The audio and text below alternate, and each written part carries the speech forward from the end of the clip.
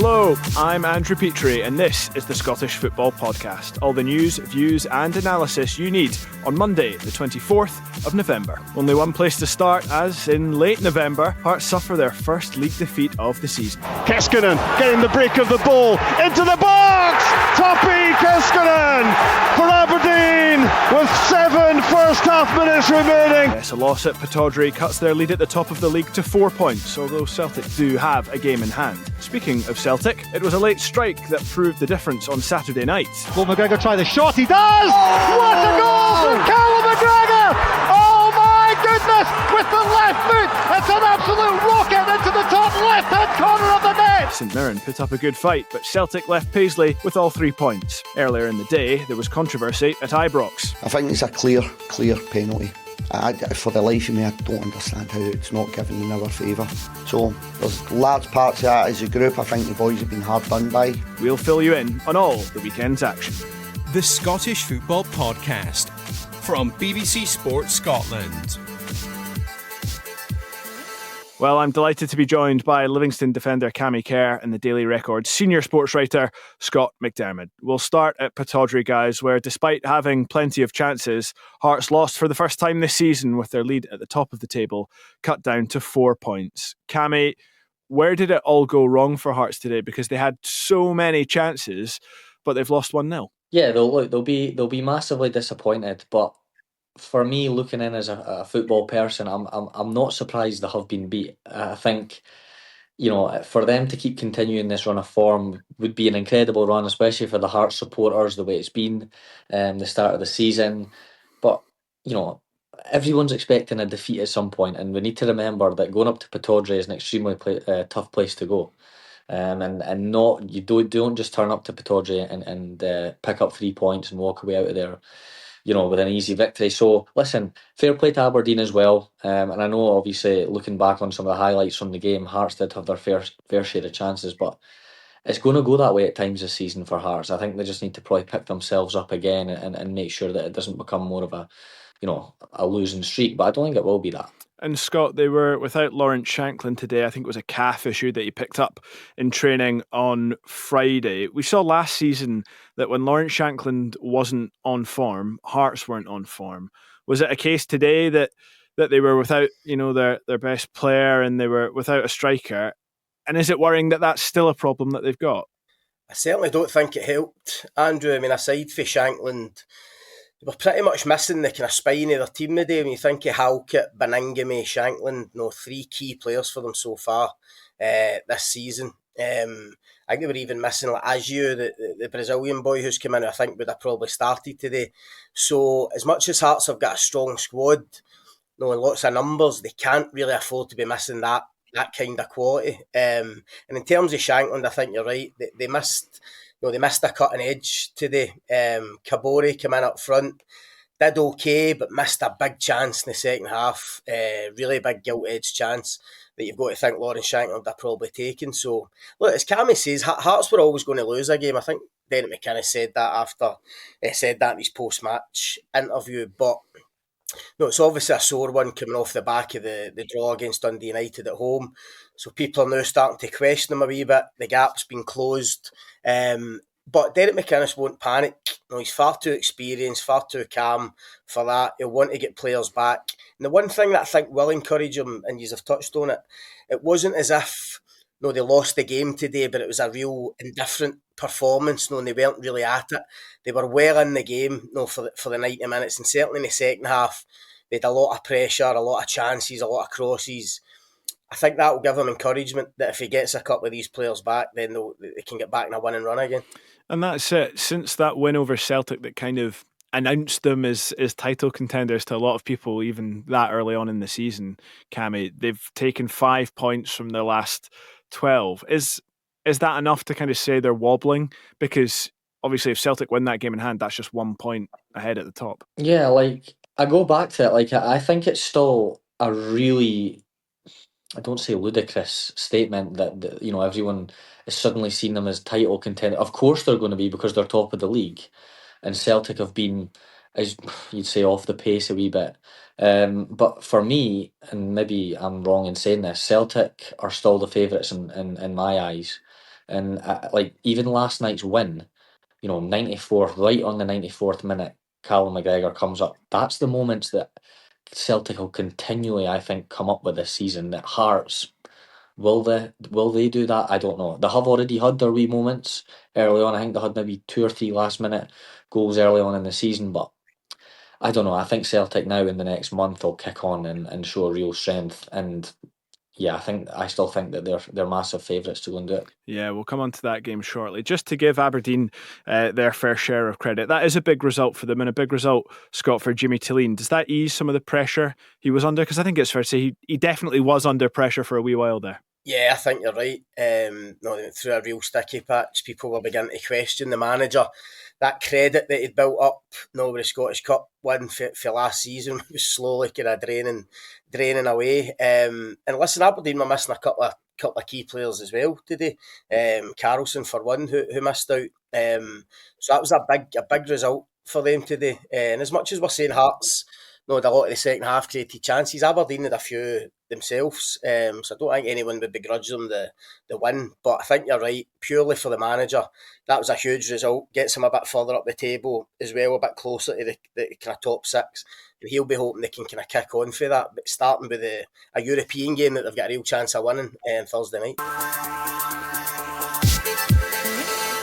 And on to that game on Saturday night that Cammy mentioned. It was a tough encounter in Paisley for Celtic, only emerging with the points courtesy of that strike from Callum McGregor, and what a strike it was. If we're being a bit blunt, Cammy, were Celtic maybe a bit lucky? I saw someone saying that, today was a game that Hearts should have won and they lost, and perhaps last night was a game that Celtic should have lost and they won. Yeah, no, look, I watched the game in large parts, and St Mirren were really good. Again, their usual physical self making a real imprint on the game. But I go back to it, that's what Celtic's, you talk about identity and mentality of the football club. Like, they didn't play well, almost as if Martin O'Neill and his coaching staff were scratching their heads looking for any idea they could. I think they had Engels at right back at one point. They had Luke McCowan out on the right when he's been predominantly a centre midfielder. I'm just trying to think off the top of my head. They had Scales at left back, bringing Tierney up. They were trying everything and it just wasn't working for them.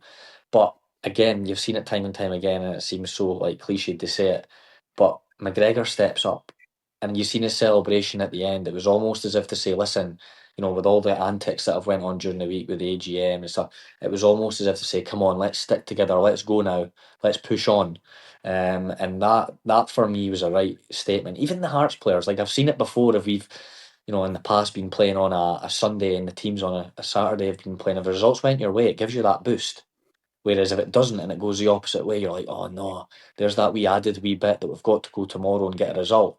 So Celtic put down the marker last night, and then obviously today it's went in their favour by Hearts not winning. You talk about the AGM. I think we all saw the scenes from that through the week, and there does seem to be this ever-growing chasm, I think, between the Celtic board and the fans right now, Scott. Is it affecting the team? Because obviously Martin O'Neill's having to come out and talk about it. Callum McGregor talked about it last night.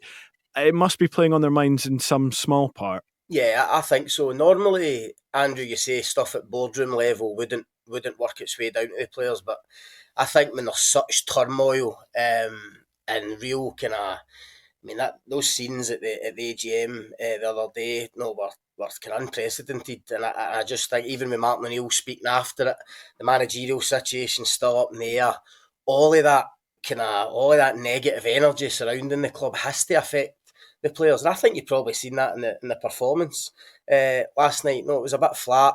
I don't think Celtic had a shot and goal before McGregor scored. But Cammy's right.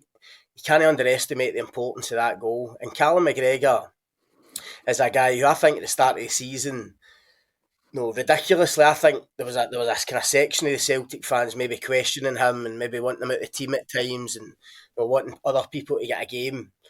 Cammy will know a lot better than me. I mean, the real top players in the game in moments of adversity will stand up and actually go and impact and influence a game with a moment of brilliance. And that finish was unbelievable. The touch and the finish at that stage in the game, when you're the captain and you know what it means to your team and your club to get that win. I thought it was an incredible moment for McGregor, and it's not the first time. It's not the first time he's done it for Celtic. Yeah, he really had to step up because Celtic's forward line, once again, struggling to create. Cammy, how much of a worry is that for Celtic? And like that they're having to still rely on Cal McGregor in these really big moments? Yeah, it'll be a massive concern for Martin O'Neill. I do go back to probably the summer, and I do think obviously that the transfer window probably didn't go the way they wanted to. And look, I'm not wanting to. Well, it's not making excuses. It's just the facts that their injury list is terrible, and their long term injuries as well. I think they've got about 3 or 4 hamstrings. They've got Carter Vickers with an Achilles, which is a really bad one. But yeah, it'd be massive concern. About obviously the striking options. I think Johnny Kenny is one of the only really fit strikers or out and out strikers. Maeda as well. He's not firing on all cylinders.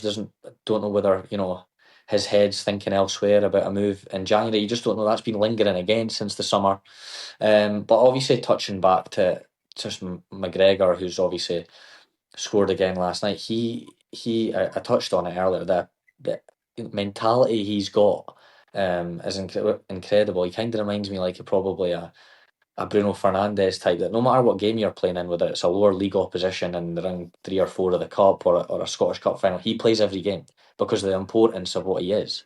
And I'm sure he'll be there come the end of the season when they're challenging for that title. And although St Mirren didn't come away with any points, let's give them some flowers at least. I thought they put in a really, really strong performance. Almost went ahead, of course, through Conor McMenamin as well. Scott, how impressed were you with St Mirren, especially considering that actually you look at the table and it's maybe looking a little bit worrying maybe for Stephen Robinson as well? Yeah, I don't think it'll be too concerned, Andrew, just because of the kind of performances that they've put in. I thought it was encouraging again, but not for the first time with St Mirren against the old firm. No, in one-off games they seem to be able to go and compete, quite comfortably. Don't always come away with results, but they're always in games.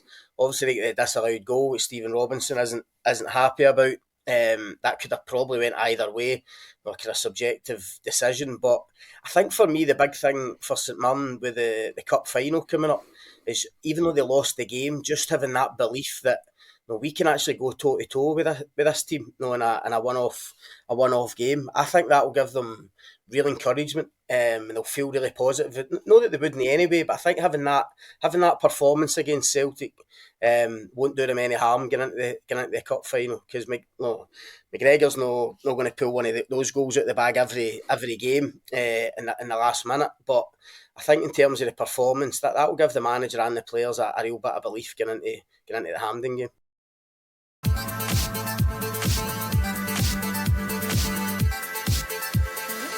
Right, 4 games on Saturday afternoon, and massive controversy at Ibrox as Livingston were denied a penalty for handball. Cammy, I've been waiting to ask you about this. Now, I'll give you the SFA guidance first. We're, of course, talking about the handball that wasn't given against Emmanuel Fernandez. The SFA guidance says his arm was in a natural position and the ball was struck from close range.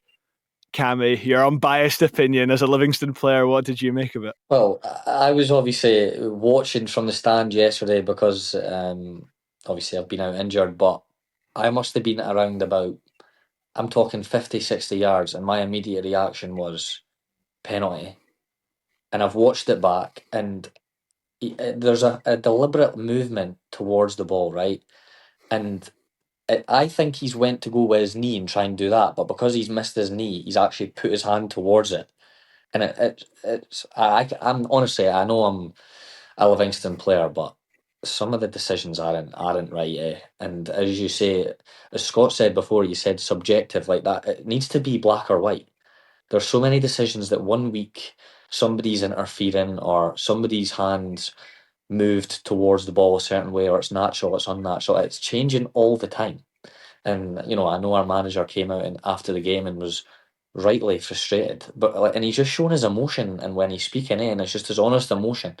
There needs to be some, I don't know what can be done. You know what I mean? We talk about it every week. What was the emotion like in the dressing room? Because again, you guys put on a hell of a performance. Had a lot of shots on the Rangers' goal. It really looked at times like it was going your way. So, what was the dressing room like afterwards? Yeah, look, it was downbeat. It was frustrated. I know obviously the league positions don't lie, but I honestly don't believe we're far away from picking up a few points, here and there. We've been very unlucky in a lot of games, barring decisions and maybe a few, errors ourselves mixed in with a bit of bad luck. It always happens.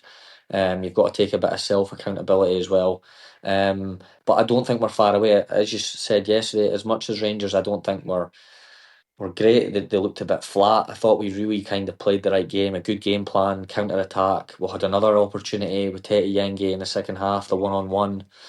I don't think we're far away. But as you say, I think it shows you how far the club's come. Obviously, I'm just coming as a new player. But we came off yesterday really gutted that we didn't get something, and a real frustration that we didn't get something. So we just need to keep going in weeks to come with that. But yeah, I'm sure we'll get there. And Scott, I suppose the other side of the coin from that game yesterday is that Rangers, was that a game that they might not have won under Russell Martin, but under Danny Rule, they're kind of grinding it out? Possibly. I mean, they certainly ground it out. I think they got away with one yesterday, Andrew. Especially with penalty decision. I agree with Cammy. I mean, I was just staggered.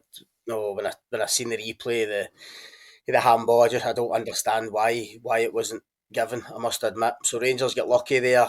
Jack Butland's save for Yengi in the second half as well. Look, this isn't a good Rangers team. Let's be brutally honest about it. I think Danny Rowe has actually done really well in the first 3 or 4 weeks to mask a lot of the deficiencies by making them more structured, more organised. There's a lot more positive energy about the place, which comes from him because the fans are back on side, which obviously they weren't under Russell Martin. So he's improved them in that sense. But I think behind closed doors, Danny Rowe will be worried about the quality he's got at his disposal. I think he'll be almost quietly shocked at how poor the quality is in that squad. And he's obviously now missing some big players. Suter and Cornelius are two of his best defenders. I think Mikey Moore is one that's maybe went a wee bit under the radar at the weekend that he was missing, but he'd been on such good form getting into the international break. So I think he was a big miss for them. And I know they've got Falkirk at home. They've got a European game and then Falkirk at home next week. 2 games that won't be easy, but they've then got difficult away games. I think it's Tannadice, Rugby Park. I think Tynecastle's coming up as well on the December 20th. So he's going to need to get he's going to need to get a tune out of these players, and certainly didn't on Saturday, and that'll be a worry. I mean, I think Livingston. I'm no big on stats, Andrew, but XG.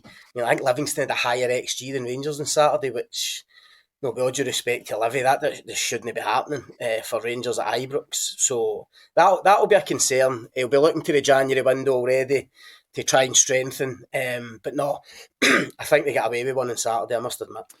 Well, on to Hibs against Dundee, a comfortable home victory for the High Bees. Another defeat for Dundee, 4 in a row now, Cammy. Stephen Presley's side really struggling at the moment. We've talked so many times about him being under pressure and then kind of getting a good result and alleviating that a bit. But does it feel now like we're coming to almost a point of no return? I don't know. I don't know what maybe the objective or the longer term plan is at Dundee. I think that they're looking to probably stick with them and invest in longer term. They're already speaking about the January transfer window and how there's a change of almost transfer policy and recruitment policy. That's certainly been kind of what's been in the local media in Dundee. But yeah, I don't know. Obviously, I'm not there anymore, so it's harder to pinpoint what's going wrong. From all accounts in the game yesterday, they were well out the game until maybe the last 15-20, and they look to have maybe more of a go. But I think the fans are maybe just a bit disillusioned with it all just now. I don't think he was maybe anyone's choice, but I disagree with that being a reason to kind of get on somebody. I think you've got to give any manager a fair crack of the whip and give them a fair backing. I don't know if all of them have, but results haven't been amazing. Results haven't been overwhelming. Obviously, they had the result at home to Celtic, which now looks like almost like not a fluke, but a one in a whatever shot. But yeah, I think things need to change quickly, but I can't see them making a drastic change, to be honest. Over at Hibs, meanwhile, Kieran Bowie had a bit of a strange game, missed a few sitters and then scored a good goal. Scott, what does he need to do to get back into Steve Clarke's Scotland squad? Because that's all he was talking about after the game. Well, keep getting chances, Andrew, for a start, and then obviously taking as many of them as he can. I mean, the sitter he missed in the first half was incredible. I mean, I don't know how he missed that. I mean, what a chance it was. But to his credit, and I think he is the type of boy, I don't think he lets that affect him too much. Missed chances, and his touch and finish for his goal was outstanding. Look, he's still a young player. I mean, he'd obviously a great start to life at Hibs. He's maybe had that wee kind of inevitable dip in form, which obviously seen him miss out in the last Scotland squad. But he'll be very much, I think, still at the forefront of Steve Clarke's thoughts. There's a long time to go before World Cup squads are picked. He's been in there, he's had a wee taste of it, and I do think he's got the quality. I think he offers Scotland something different. He's just got to keep his form up. As long as Hibs are playing well, he's getting game time and he's scoring goals, then he'll be there or thereabouts when that squad gets picked. Well, from a player having a good game to a player having one of the worst individual performances I've seen, I don't want to pile on him too much, but Yevhen Kucherenko, the Dundee United goalkeeper, at fault for all 3 goals in United's loss to Falkirk. Cammy, can you remember a keeper having kind of such an awful day, and were you surprised that he wasn't hooked at half-time? I'm trying to think off the top. I mean, I've probably remembered some bad goalkeeping performances in my time. But is taking him off at half-time the right thing to do? No, in my eyes, probably not. Like, you could lose him completely. I think that's probably me trying to think more of it as a coach or manager and put that hat on. You could totally lose him. You need him to kind of almost ride it out, and take what happens second half. I know again he's. I don't envy him at all. Just what's happened the day he's had. But I saw Scott Bain up to him at the end, maybe saying 1 or 2 words to him, which is great from another goalkeeper.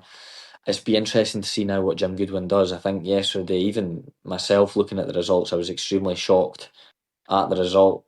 Maybe not the scoreline because Falkirk are on, really good run of form. But yeah, it'll be a big concern for Jim Goodwin. I think he's obviously brought a new goalkeeper in. Their goalkeeper last season had a great season. I think he's back at Luton. Maybe I'm wrong, or he got. I think he's on the bench at Preston. At Preston, yeah. So again, it was always going to be big gloves to fill if you say that. But he certainly covered himself in glory. But I do feel for him. I never like to see any professional have a poor game, because I've certainly had my fair share of my time, so I wouldn't like it upon anyone else. Yeah, I was doing the commentary and the match report on that game, so I think I'm off his Christmas card list. Like you say, it's not nice to see someone have that, and you don't want to revel in it at all, but it really was a horror show, and hopefully he can kind of come out the other side of it. You mentioned Falkirk, Cammy, a great result for them. It was a shock, but have they maybe kind of gone under the radar a bit, especially that kind of attacking trio of Calvin Miller, Ethan Williams and Kyrell Wilson? We maybe didn't know a lot about certainly the latter two going into this season, but I think we will come the end. Yeah, definitely, and I always go back to it. I think I've made this point on the podcast before about people taking time to adapt to the Scottish game. It's a very unique standard of football. It gets a bad name at times, but it shouldn't. It's an extremely hard and difficult league.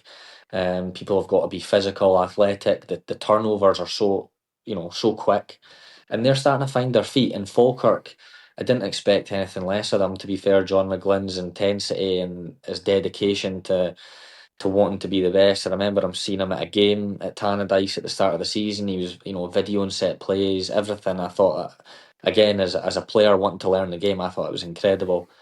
Somebody at his age still wanting to learn and do more and squeeze every detail out of his team. So I'm not surprised at Falkirk and where they are. And finally, Scott, Kilmarnock, another team struggling. They lost 3-1 to Motherwell. That makes it 6 defeats in a row now. We talked a lot at the start of the season about Stuart Kettlewell and how he wasn't maybe necessarily the most popular appointment, but he'd won the fans round. Has that goodwill dwindled away already? It's certainly dwindling at the moment. Andrew, as you say, 6 defeats in a bounce is never good. I mean, I watched his interview post-match and he was trying to be positive about it. I don't think it was the worst performance. I don't think there was too much in the game. But again, it's about cutting edge up front. I think I know they're missing Daniels, who's had a long-term injury. He'd started well for Killie, but when you look at the other end, Maswinisi top scorer in the joint top scorer in the league now, I think with seven goals. Just been a terrific find for Motherwell. Whether he plays through the middle or out wide, he's always a goal threat. Stamatopoulos, I don't even want to pronounce Stamatopoulos, you were getting there. That's good. He's been good as well, good focal point for them, and he's scored a few goals as well. So I think that was a big difference. But it will be worrying for Kelly. I think they almost need to get back to. We need to get back to what we know kind of Kelly is in the last few years. Just a really hard team to play against. Physical, difficult place to go. They need to try and kind of rediscover that identity a wee bit, and just pick up a point. Just pick up a point or 3 points just to get going again. So I think Stuart Kettle's a really good manager, genuinely, and I think he can get them going. He needs a wee bit of luck, obviously. He's not had that probably with injuries, but it's a tough time. But I think he'll come through it. Well, that's all we've got time for. Remember, we're here with new episodes of the Scottish Football Podcast bright and early every day. So to make sure you don't miss out, subscribe on BBC Sounds and have push notifications turned on your phone. My thanks to Cammy and Scott for joining me, and my thanks to you for listening. Remember, we've got another Premiership game on Tuesday and 3 European teams in action on Thursday. Stick with us for coverage of all of that. Goodbye. For everything you need to know about your team this season, download the BBC Sport app. All the latest news, goal updates, stats and scores, and insight and analysis. Just select your club to get the biggest stories and best content at your fingertips. What a result. Download the BBC Sport app for everything you need to know about your team this season.